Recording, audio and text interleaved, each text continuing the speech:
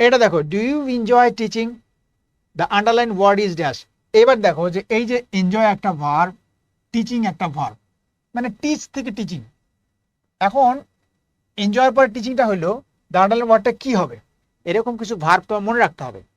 যেমন ভার্বগুলোর মধ্যে কি আছে? অ্যাভয়েড, এগুলো কিন্তু খুবই ইম্পর্টেন্ট, মনে রাখতে হবে। অ্যাভয়েড, তারপর হচ্ছে স্টার্ট, স্টপ, হেট, তারপর হচ্ছে ডিটেস্ট, লোদ, লোদ মানে হচ্ছে ঘৃণা করা, loathe, resume, understand, understand, it is, no use, it is no, it is worth, it is worth. এইরকম খেয়াল করো যে এরকম যে শব্দগুলো আছে বা ভার্ব আছে, এদের পরে যখন ভার্ব বসে, এদের পরে যদি আরেকটা ভার্ব বসে, ওই ভার্বটার সাথে আইএনজি যুক্ত করতে হয়। মনে রাখবো যে সবসময় কিন্তু ভার্বের পরে ভার্ব বসলে আইএনজি যুক্ত হয় না।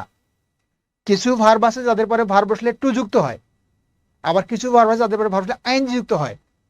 তুমি কনফিউজড হয়ে যাবা যে কোনটার পরে টু দিব, কোনটার পরে টু দিব না। বইয়ে পড়লেও কিন্তু তুমি ধরতে পারবে না। বইয়ে পড়লে কি থাকে বইয়ের মধ্যে বলে যে যদি উদ্দেশ্য বোঝায় তাহলে টু যুক্ত হয়, আর যদি উদ্দেশ্য না বোঝায় তাহলে টু যুক্ত হয় না।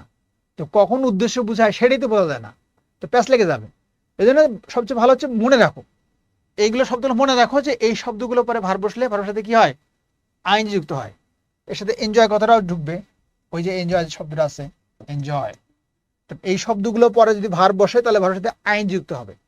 একটু পরে আমি কিছু শব্দ দেখাই দিব, ওই শব্দগুলো পরে যে আরেকটা শব্দ বসে তাহলে সেটা টু যুক্ত হবে। তাহলে এগুলো মনে রাখলে কিন্তু তোমার এখানে পরীক্ষার কনফিউশনটা কেটে যাবে। এগুলোতে কোশ্চেন 1 নাম্বার প্রায় প্রায় প্রশ্ন পরীক্ষায় থাকে।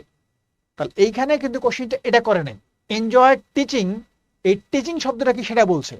তো টিচিং শব্দটা কি এটা আমরা সবাই জানি, যে এই যে ভার্বের পরে যখন অবজেক্ট হিসেবে যদি কোনো ভার্ব থাকে, অবজেক্ট হিসেবে কোনো ভার্ব থাকে সেটা কি হয়? নাউন, নাউনের মতো কাজ করে, তাই না? আর ভার্বের সাথে আইএনজি যখন নাউনে কাজ করে সেটার নাম কি হয় আমরা সবাই জানি, সেটার নাম হয় জেরান্ড। তাহলে আনসারটা আমরা সবাই জানি, এখানে আনসারটা হবে কি? জেরান্ড।